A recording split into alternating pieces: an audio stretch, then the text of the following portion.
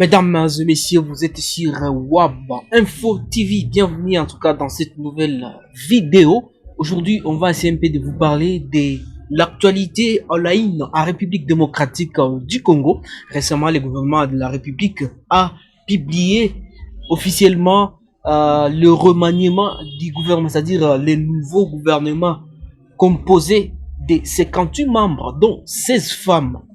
Alors, ce remaniement est arrivé après 3 mois d'annonce. Déjà, entendez en tout cas ce gouvernement. Il a été remanié et il y a eu des nouvelles figures qui sont entrées. Il y a des anciennes figures qui sont restées. Alors, on va essayer un peu d'analyser en petits mots la constitution de ces nouveaux gouvernements de la République démocratique du Congo, dirigé par le premier ministre Jean-Michel Sama Lukonde, c'est-à-dire lui, il reste premier ministre, c'est-à-dire c'est un gouvernement Sama Lukonde 2. Alors, mesdames et messieurs, beaucoup s'attendaient à voir des nouvelles figures, mais en tout cas, si l'on voit bien, en tout cas, la constitution de ce nouveau gouvernement, il n'y a pas eu beaucoup de changements. C'est-à-dire, certains ont été permis, ils ont été changés et permis et récupérés d'autres postes au sein de l'équipe gouvernementale. C'est-à-dire, l'exemple du ministre de la Défense qui a été changé par un nouveau venu, une nouvelle figure, mais c'est une ancienne figure. Le ministre de la Défense a pris le portefeuille de la formation professionnelle. Et comme vous le savez très bien, il y a une très grande figure. D'ailleurs, c'est un poids lourd au sein de la classe politique congolaise. Il s'agit de Jean-Pierre Bemba Ngombo, qui a pris le poste de ministre de la Défense congolaise. Ce n'est pas n'importe quel ministère en cette période de guerre où la RDC fait face à plusieurs défis de sécurité, notamment le M23 financé par le Rwanda qui agresse la République démocratique du Congo. Alors, est-ce la défense congolaise aura cette fois-ci quelqu'un qui maîtrise bien l'appareil sécuritaire, parce que c'est un militaire, ou on peut dire un ancien militaire, d'autres disent que c'est un ancien rebelle, mais c'est quand même un poids lourd parce qu'il a une très grande détermination et depuis lors beaucoup voulaient qu'il puisse occuper à ces postes au sein du gouvernement congolais. Jean-Pierre Bemba, ce n'est pas n'importe qui dans ce pays. Il a passé plusieurs années au niveau de la CPI, il était en prison et dès qu'il est revenu, nous l'avons vu, mais il est resté un peu discret. Il n'a pas beaucoup parlé, il était vraiment silencieux, mais en tout cas on peut dire que c'est son tout premier, je vais dire, poste gouvernement, au sein du gouvernement, je pense, le tout premier. Alors on va voir ce qu'il va faire. En tout cas, il a des grands défis au sein de ce ministère parce que la sécurité ou la défense de la République démocratique du Congo n'est pas en tout cas efficace. Et beaucoup le disent que la défense n'a pas vraiment de l'efficacité via l'insécurité. Voilà pourquoi la RDC est toujours agressée par plusieurs pays, des centaines de groupes armés à l'est de la RDC. Tout ça, c'est vraiment un grand défi pour les prochains, ou on peut dire celui qui va prendre la manette de la défense congolaise. Alors, ce remaniement arrive à point nommé, alors que nous sommes en train d'approcher vers les élections. Alors, donc, commence à se poser des questions. Est-ce ce gouvernement va vraiment être à la hauteur? Est-ce qu'il aura vraiment beaucoup de temps pour réaliser sa mission à moins de 8 mois ou moins de 9 mois? En tout cas, c'est une question qui reste pendante. Et voilà pourquoi certains disent, est-ce que ce n'est pas un schéma pour aller vers le glissement, pour reporter les élections prévues en décembre 2023 de cette année? En tout cas, c'est une question qui reste pendante. Personne ne peut répondre si oui, il n'y aura pas élection avec ce nouveau gouvernement qui arrive. Si oui, il y en aura. En tout cas, on attend, c'est l'État qui nous le dira, en tout cas. Nous pensons.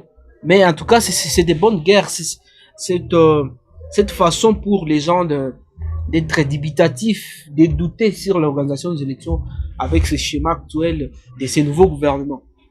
Parce que si cela n'était pas le cas, c'est aussi une autre manière de penser.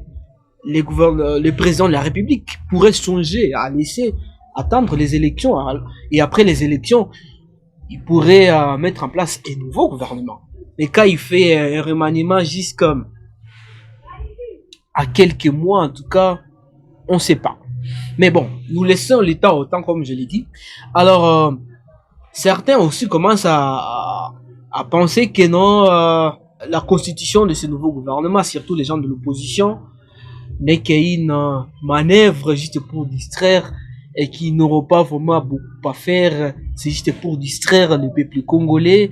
D'autres disent qu'il faut dire bye à la bonne gouvernance. Vital Kamerhe qui a pris le poste du ministre de l'économie. Vous savez, Vital Kamerhe a une tache noire sur lui avec les projets 100 jours on veut dire qu'il a dirigé, qu'il a chapeauté lui, avec les détournements des fonds publics. Il a été accusé de détournement, mis en prison et après il a été blanchi. Bon, c'est une tache noire. Est-ce que avec ces nouveaux postes de ministre de l'économie nationale, s'il vous plaît, ce n'est pas n'importe quel ministère. C'est toute l'économie congolaise qui sera placée sur son épaule. Mais il a quand même un bon profil. C'est un docteur en économie. Mais est-ce qu'avec cette tache noire, il ne va pas laisser un désespoir dans les têtes des Congolais?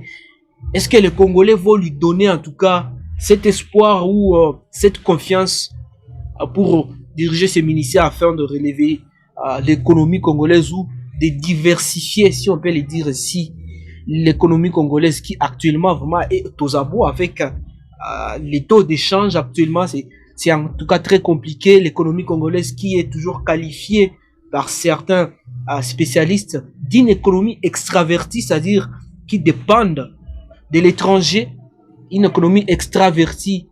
Est-ce que le Vital Kamerhe aura cette tâche? En tout cas, nous les attendons tous au tournant. Mais c'est quand même un bon gouvernement parce qu'il y a des femmes ont été en tout cas aussi représentées. Il y a 16 femmes dedans.